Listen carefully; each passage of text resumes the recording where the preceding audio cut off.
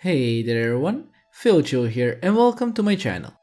Stardew Valley has a variety of foods in the game, and there are 80 recipes that you can learn and craft in the game as well, which can offer you a great deal of variety in buffs you can choose from. But not every dish in Stardew Valley offers buffs. Some of the dishes in the game can just heal the player and nothing more, but even these have some special uses. In today's video, we will be ranking the best food in Stardew Valley that has a buff that will help you out immensely while playing the game. So, without further ado, let's begin. At number 8, we have the complete breakfast. You can learn the recipe for the complete breakfast on the 21st of spring in your second year from the Queen of Sauce channel. To craft it, you need 1 fried egg, 1 milk, hash browns, and pancakes, making it a bit expensive to craft, but the buff it offers can make it quite worthwhile. It gives you plus 50 to your max energy, which will be awesome for some extra busy days, and it can help you out immensely. It also gives you plus 2 to your farming, so it's best used when planting and harvesting crops, increasing your chance in getting better quality items. The next dish we have is the Miner's Tree. You get this recipe when you get to mining level 3, but you can also buy it from the dwarf shop. It's a must-have dish for your first explorations in the mines or skull caverns, as it increases your mining by 3, helping you out a lot with clearing out all of the rocks on the level. It also gives you plus 32 to magnetism, so you won't miss any items on the floor. You'll be using this treat for quite a while at the start, since it's an awesome boost for the beginning levels of the mines or skull caverns, and it's really available to the player. On the 6th spot on our list we have the spicy eel. This recipe is sent to you by George, after you reach 7+ hearts with him. To prepare this dish, you need an eel, which can sometimes be hard to procure, and a single hot pepper. It gives you plus 1 to your luck and plus 1 to your speed, which can be quite the boost in the skull caverns while aiming for the bottom floors. You can further increase the speed boost by using coffee, since coffee is counted as a drink. This dish can also be dropped from the serpents in the skull caverns, or you can buy it from the desert trader for 1 ruby, which you can duplicate it easily from the crystallarium. The last way to get a spicy eel is by keeping a lava eel in the fish pond. When the pond population reaches 9, there's a small chance that it will produce 5 spicy eels for the player. So it's quite a nice way to get some passive spicy eels. The next dish we have is the farmer's lunch. You get a recipe for this dish when you reach farming level 3, and you just need an omelette and a single parsnip to craft it. Since this dish can be acquired early on in the game, it can help you out enormously when harvesting crops, increasing the chance of getting higher quality crops. It increases your farming by 3, and it's best used in combination with some fertilizer to increase your chance in getting some silver or golden quality items at the beginning of your playthrough, which will make a huge difference in your income at the start. Another pretty special dish that we have is the Lucky Lunch. To acquire the recipe for this dish, you need to watch the Queen of Sauce on the 28th of spring in your second year.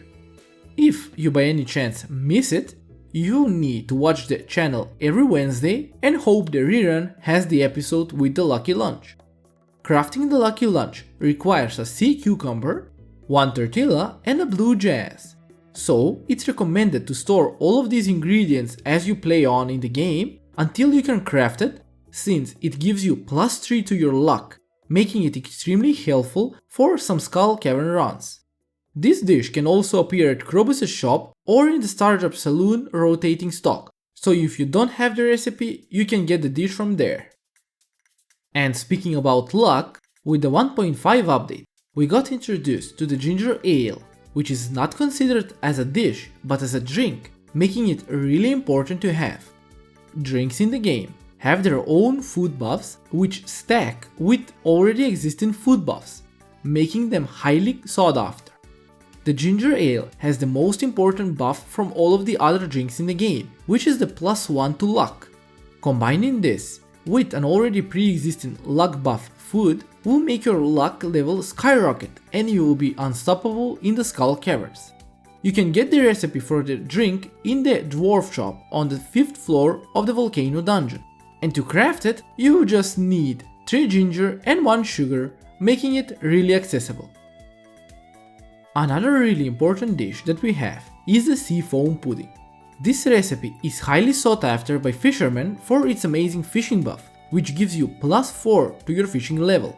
This dish can help you catch even the rarest fish without any issue, since it increases your fishing bar by a lot, making the fish less probable to escape.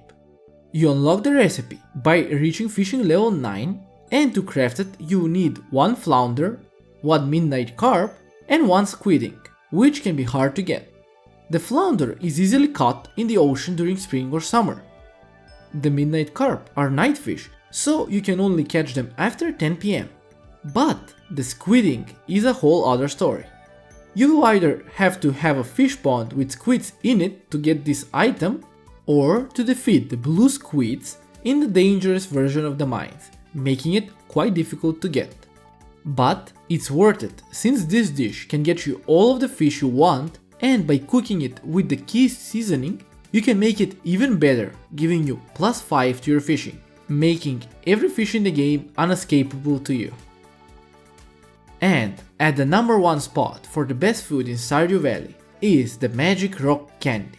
It's an amazing food item that adds +2 to your mining, +5 to your luck, +1 to your speed, +5 to your defense, and +5 to your attack.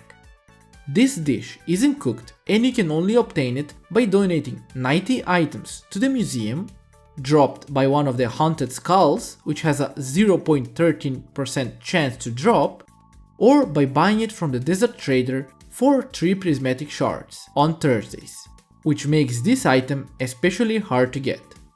Using this item in combination with ginger ale, you can get your luck level astronomically high, so you can get a lot of runs in the mines or skull caverns, and you'll get a lot of ore and items as well. Even though Magic Rock Candy has some really mouth-watering stats, but because it's so powerful, the process in getting one is quite hard as well. But after using one, in the process of farming in the skull caverns, you may find a lot of prismatic shards that will make up for the price of the Magic Rock Candy.